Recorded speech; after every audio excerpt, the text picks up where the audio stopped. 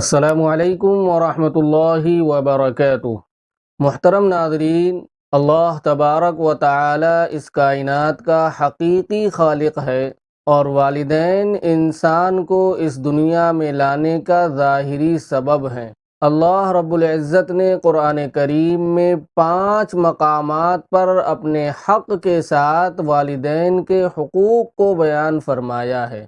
اللہ رب العزت قرآن کریم میں ارشاد فرماتا ہے وَقَضَى رَبُّكَ أَلَّا تَعْبُدُوا إِلَّا إِيَّاهُ وَبِالْوَالِدَيْنِ إِحْسَانًا۔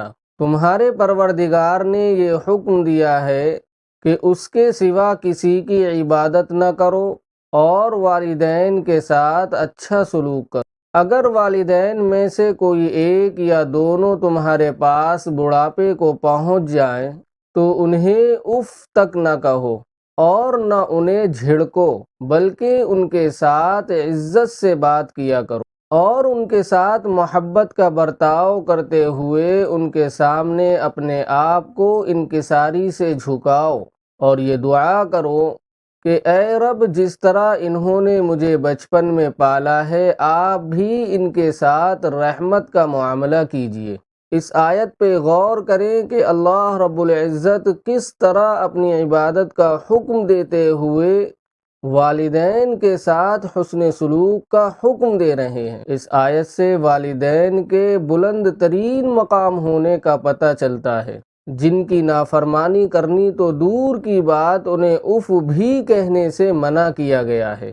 ان کے لیے سراپا موم بن جانے کا حکم ہے۔ ایک صحابی نے جناب رسول اللہ صلی اللہ علیہ وسلم سے معلوم کیا کہ اے اللہ کے نبی، کیا ہم دنیا میں یہ معلوم کر سکتے ہیں کہ اللہ ہم سے راضی ہے یا ناراض؟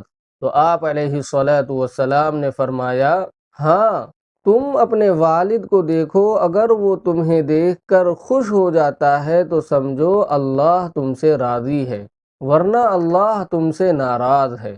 ایک صحابی جناب رسول اللہ صلی اللہ علیہ وسلم کی خدمت میں حاضر ہوتے ہیں اور عرض کرتے ہیں کہ اے اللہ کے نبی، میں جہاد میں جانا چاہتا ہوں، آپ مجھے جہاد میں جانے کی اجازت دے دیجیے۔ تو آپ علیہ الصلاۃ والسلام نے فرمایا، کیا تمہارے والدین زندہ ہیں؟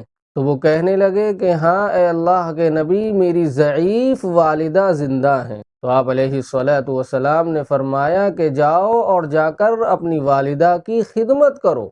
حضرت ابو ہریرہ رضی اللہ تعالی عنہ بیان فرماتے ہیں کہ ایک صحابی نے جناب رسول اللہ صلی اللہ علیہ وسلم سے معلوم کیا کہ اے اللہ کے نبی، میرے حسن سلوک کا سب سے زیادہ حقدار کون ہے؟ تو آپ علیہ الصلاۃ والسلام نے فرمایا کہ تمہاری ماں۔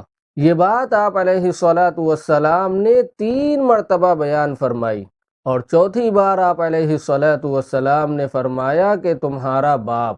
ان احادیث سے پتہ چلتا ہے کہ آپ علیہ الصلاۃ والسلام والدین کی خدمت کو کس قدر اہمیت دیتے تھے، لیکن اب صورتحال بالکل تبدیل ہوتی چلی جا رہی ہے۔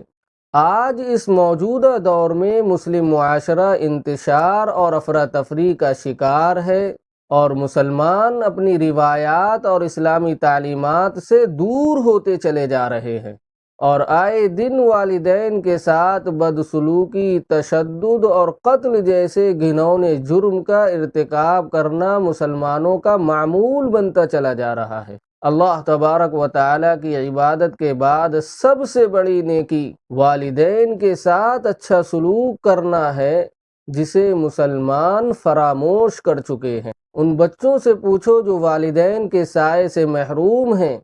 اللہ کے رسول صلی اللہ علیہ وسلم یتیم تھے۔ ایک سفر کے دوران آپ کی والدہ ماجدہ حضرت آمنہ آپ سے بچھڑ گئیں۔